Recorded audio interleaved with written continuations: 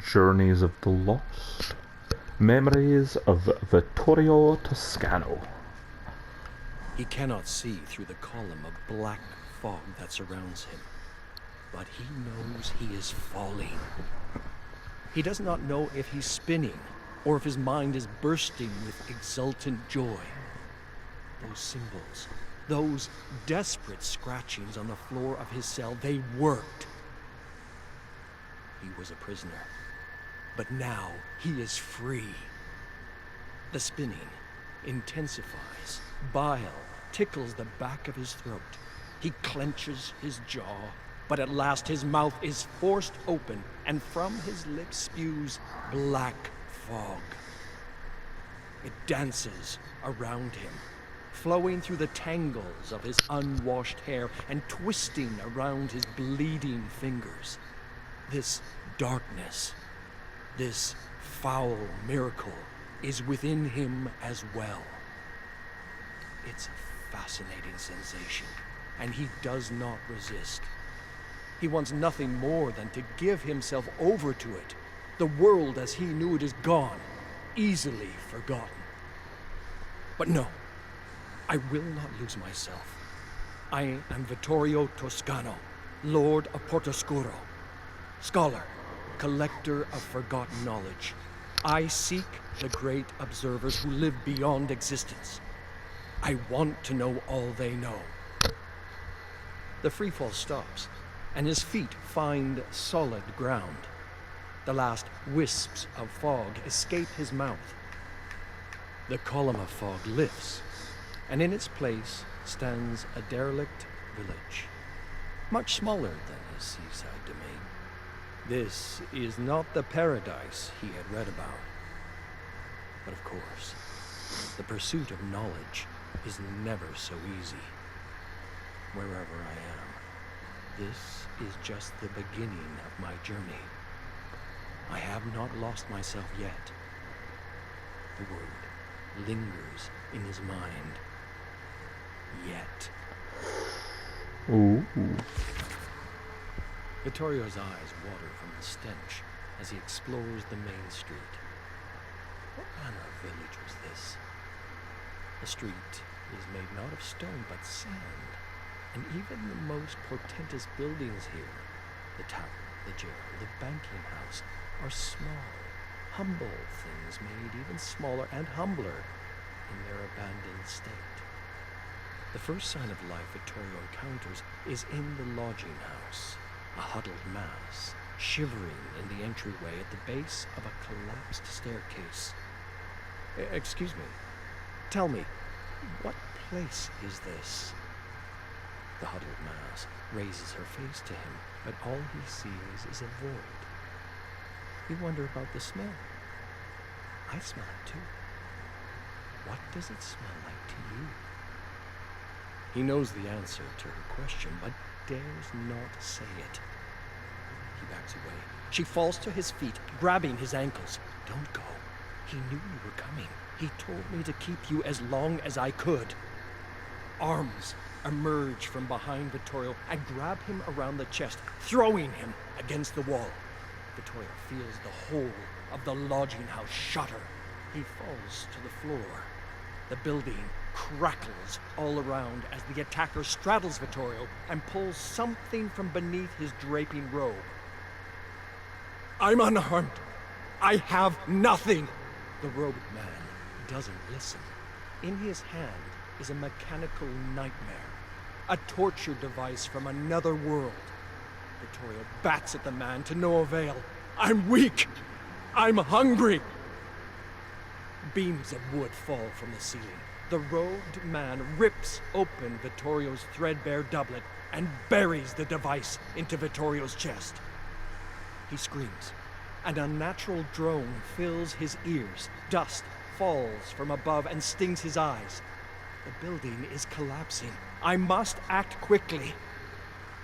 Vittorio digs his fingernails into the soft wooden floor and carves some well-remembered symbols.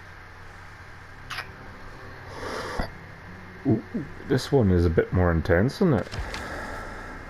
The world changes as he finishes scratching the symbols. The robed man looked up at the falling beam and was gone, just as quickly. Vittorio had lost sight of the woman long before then. The attacker, such aimless violence. From a young age, Vittorio saw violence as a form of madness, a symptom of some illness that most could not overcome. Even his most trusted knight, the Hungarian, could not resist the allure of violence. Trusted? Only when his mind stops wandering does he hear the rustle of leaves blowing in the wind. Dark sunlight breaks through the canopy above. The forest. Vittorio rises, and pain shoots through his chest. His chest! His injury! The robed man with his instrument of pain. He must have injected me with poison. He opens his ripped doublet and looks at the marks above his breast. He was neither stabbed nor injected. The robed man had drawn on him. Vittorio remembers reading of the Celts and their methods of creating permanent art on their bodies. He remembers a word that he's never heard before, a word from a time beyond his own. Tattoo. But why would his assailant do this? He looks at the marks. They're incomplete. The lodging house collapsed and Vittorio escaped, interrupting his work. Perhaps these marks have powers akin to my symbols. He copies them into the dirt of the forest floor and waits. The gentle breeze against dense leaves. No other response. His focus drifts. Vittorio has not eaten in many days, and his body aches with hunger. I can barely fight off the robed man. Any greater threat will be the end of me. He forges and forces himself to eat a handful of leaves and berries. They burn his throat, but he feels some strength restored. This won't last. I need more. Perhaps a hearty meal awaits me in another realm. He stops before he can dig the symbols into the dirt. Through the trees, voices scream. Vittorio runs to the sound. He knows he shouldn't, but these screams sound different. They sound like home. The screams dig through Vittorio's ears, into his very mind, as he runs through the forest. I know these voices. He nearly falls into a pit of thorny bramble, so deep is his desperation. He studies the pit and marvels at its depth for just a moment before the screams call him again. Vittorio knows these voices, knows their screams. The screams of his people as Kovac brought terror and despair to his domain. For days, Vittorio heard nothing else from his cold, dark cell. Only screams as the people he swore to protect were slaughtered, one by one. A clearing. He passes, and the screams linger at his back. He returns to the clearing and looks down. What is this illusion at my feet? A baby bird, perhaps fallen from a nest. The bird opens its beak, and the screams of Portoscuro come forth. Vittorio kneels over the wretched thing. He blinks, and the bird is in his hands. He studies it, so small, so withered. His stomach calls to him. There's meat on this creature. It screams again. Stop! Stop screaming! Its neck must be so delicate. A pinch of your fingers and the screams will stop, and you will eat. His hands tremble. They close in on the bird. It opens its eyes for the first time, big, wet eyes, full of soul and sadness. He stops himself. How easy it is to give in to the madness. A little hunger, and I was ready to kill a harmless little bird. No, I will not lose myself.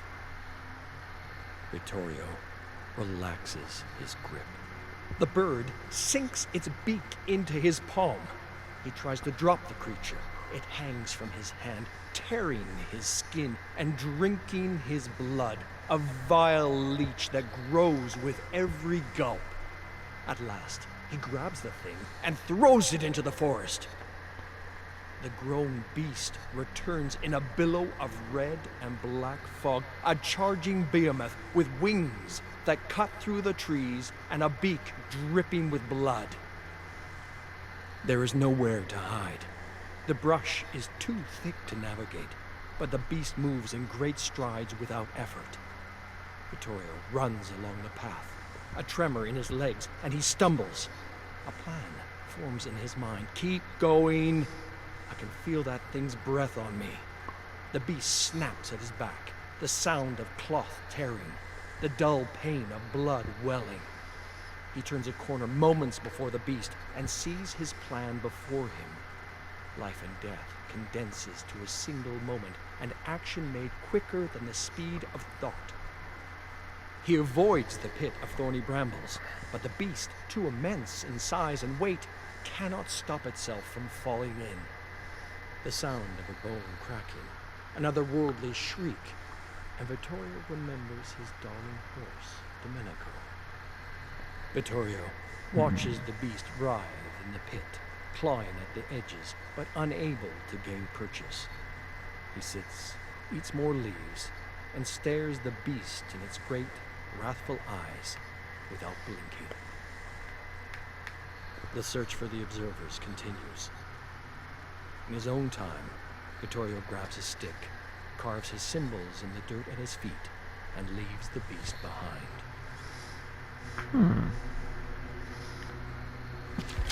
I don't recognize that monster. Vittorio examines his surroundings in this new realm, and he weeps. It is unlike any larder he has ever seen, but he recognizes it as such all the same. Fruits and vegetables, withered and wilting, dried meat curing as it hangs from the ceiling, mounds of pungent butter resting atop an empty icebox, wheels of cheese stacked on shelves, water dripping from a rusty spigot. He ignores the rotting produce and focuses on the well-aged meat and cheese. The capricious symbols have granted me a modicum of kindness this time. Vittorio remembers the sight of wild dogs tearing at a doe's carcass when he was a young boy. The only thought that forms in his mind as he eats and drinks in a blind mania. When he returns to his senses, he finally feels the pain of the injuries he sustained.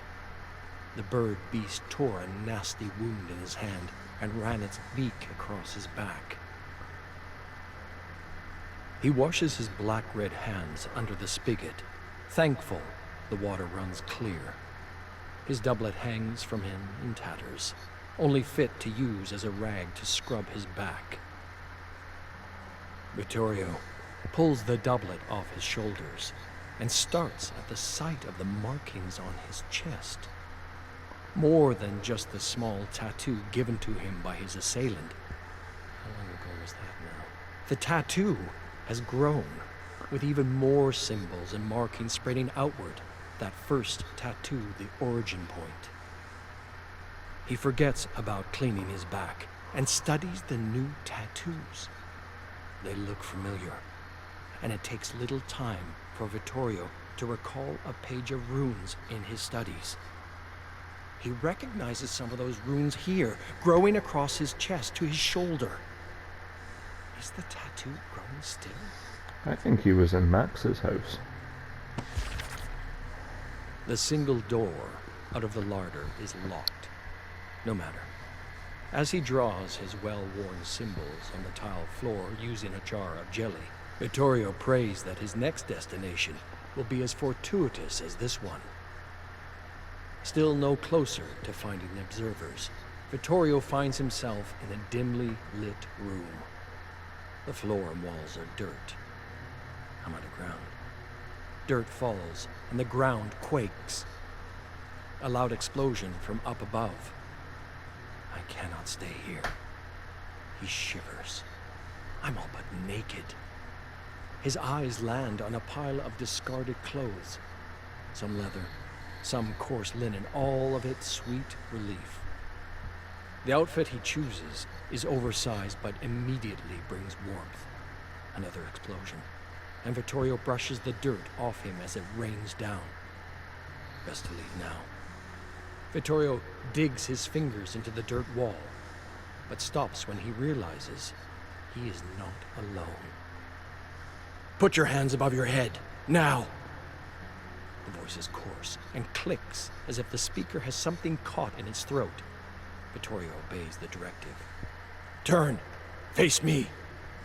Vittorio does, and finds himself before a feathered soldier, red and black, with a pronounced beak and eyes of screaming gold.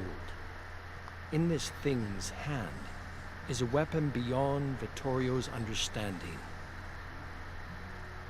What are you? Vittorio already knows the answer. The bird beast he left in that forest pit, screaming in pain. This soldier looks like the spawn of some profane alliance between that beast and something on the verge of being human. The soldier is soon flanked by others of its kind, and they lead Vittorio down a narrow hallway. They prod at his back as they force him up a stairway to an open door in the ceiling, a door to the surface. Vittorio flinches at the explosions that dot the landscape up above. A battle rages in the distance, and around him, uniformed beasts corral other humans into cages and carts. Prisoners of war. In my escape from captivity, I find myself a prisoner once again. A familiar screech rings through the air, and the beastly soldiers stop their plunder. They drop to their knees and look up at the large, winged behemoth, resplendent in its red and black feathers, its leg healed but twisted as it soars overhead.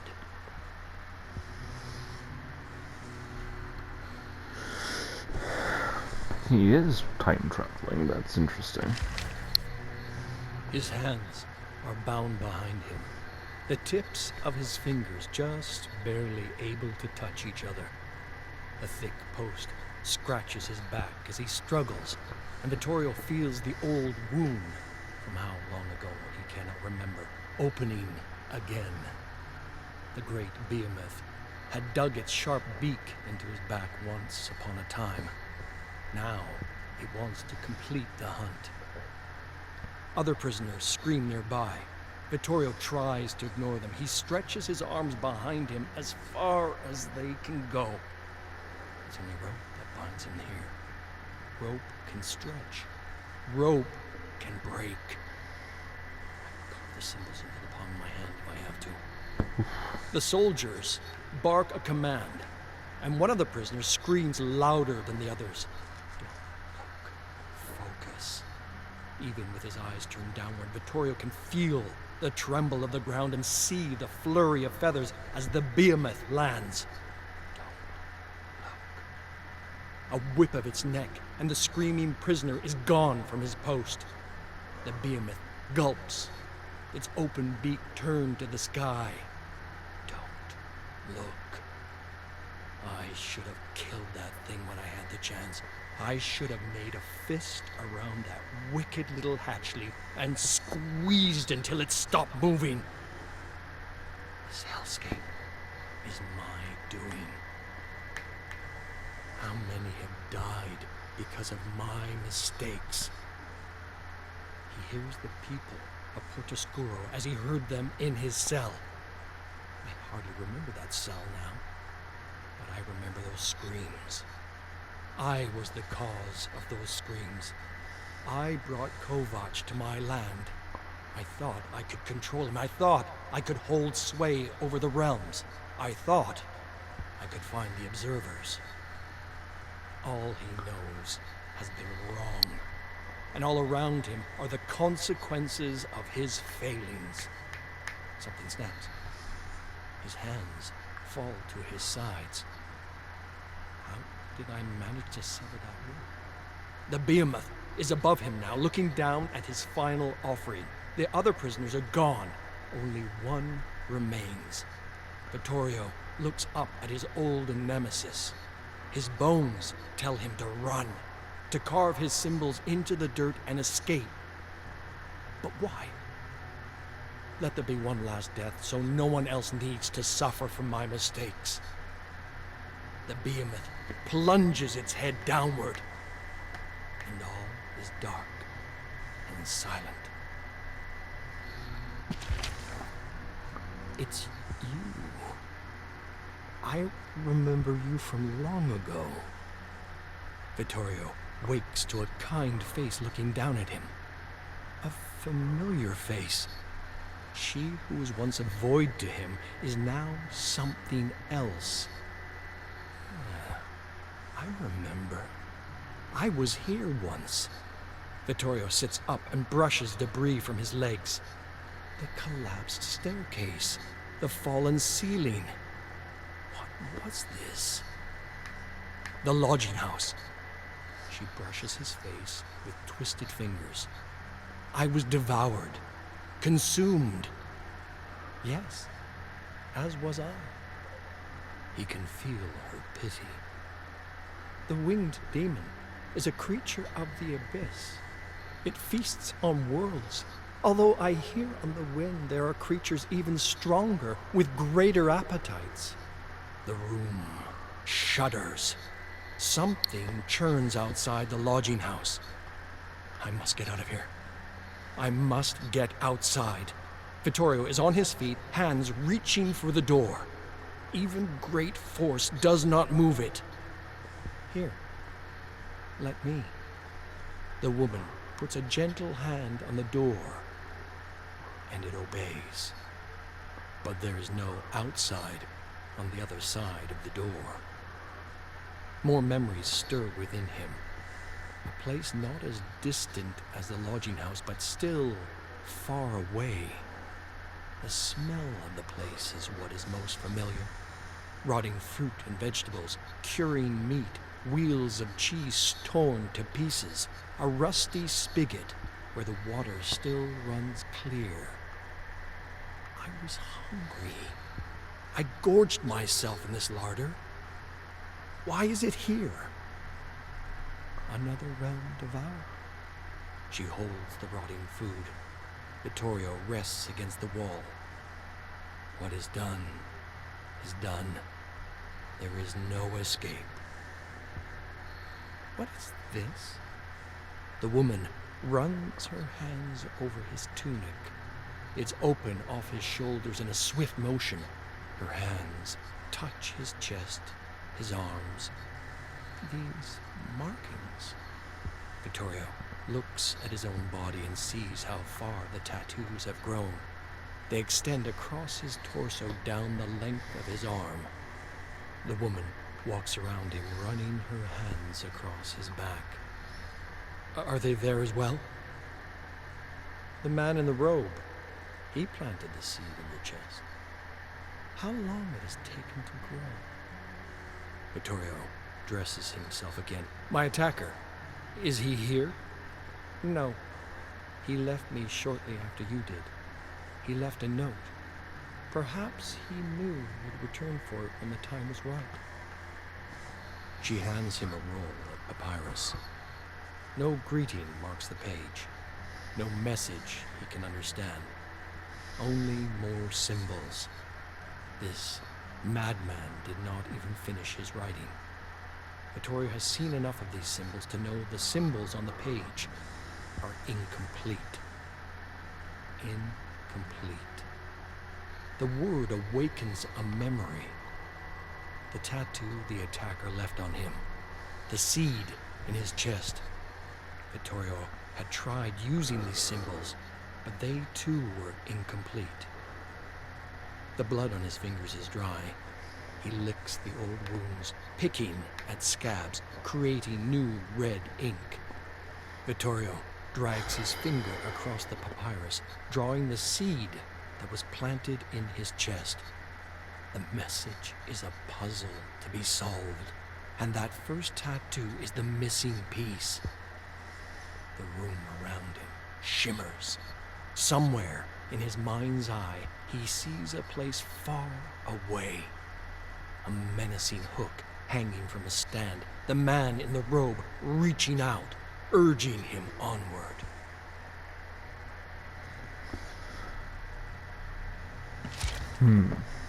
Vittorio paces, his mind a flurry of revelation. It was him. I've spent time beyond measure in search of the observers, when an observer had found me long ago. All I wanted was to share in their knowledge, and all this time it has been on my body. He didn't attack me. He gave me a gift. He chose me. Vittorio feels the woman watching him as he marches into the larder. All he can hear is the low rumble and churn from outside. He finds a knife in the drawer. My journey must go on. The observer chose me. I will get out of here. I will find his realm. I just need to copy his mark. The papyrus was in his hands, but now is gone. He tries to remember the symbols in their entirety, but they fade from view like waking from a dream. He lets out a bitter laugh and reminds himself of what he already knows. The pursuit of knowledge is never so easy. The old symbols will not do.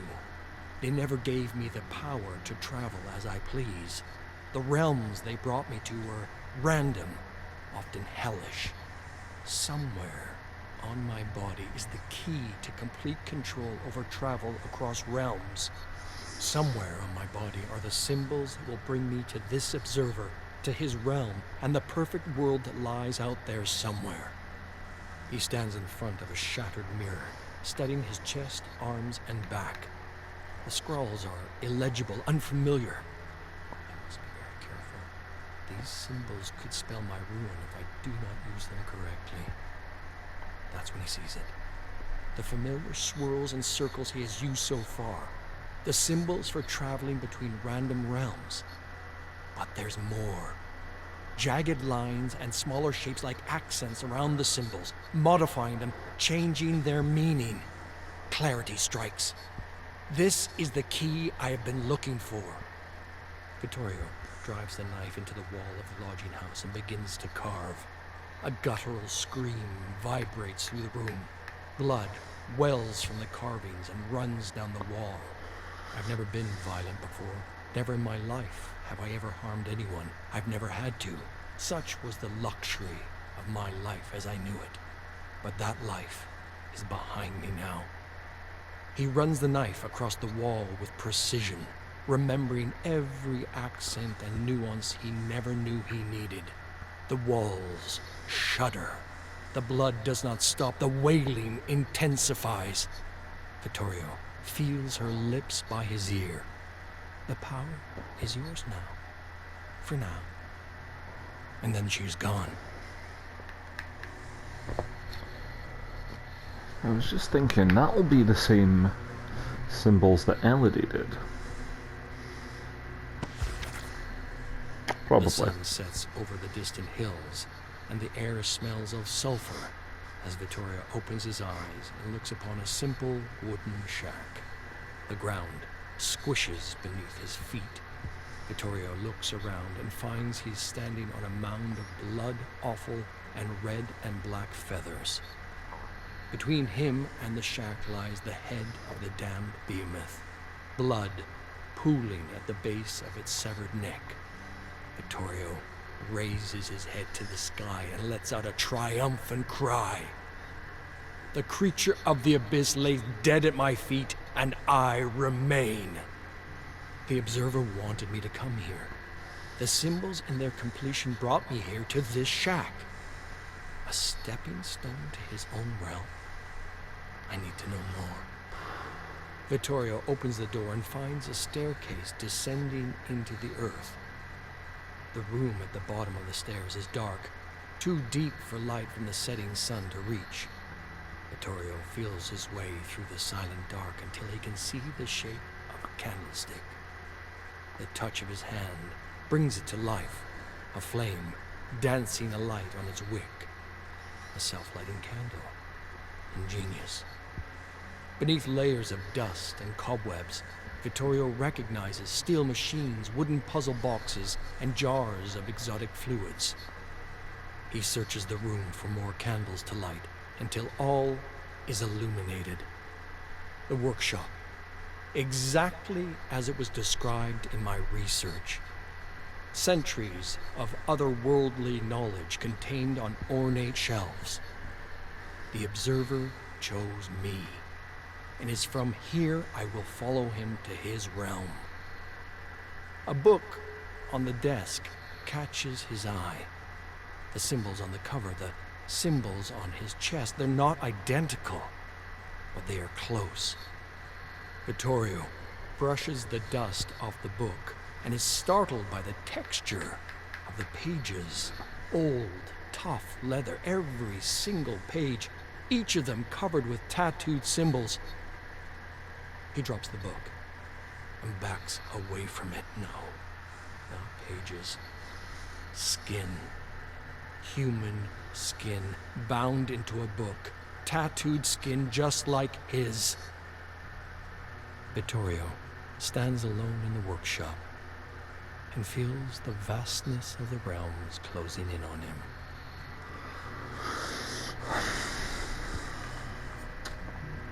Shit. Yeah, I thought this might be the Blight's house.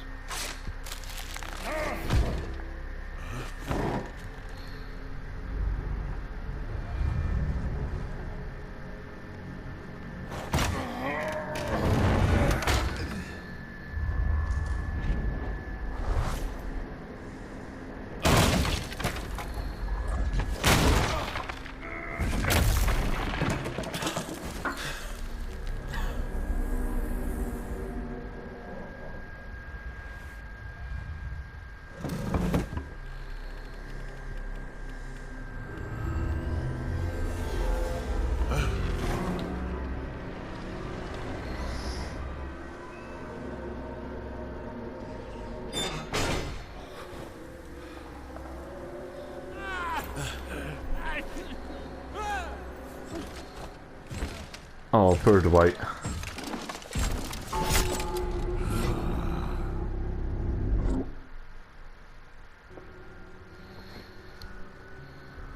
Imagine hopping through the hatch and seeing your old nemesis is now like an immortal being destined to hunt you for all of eternity. Not great.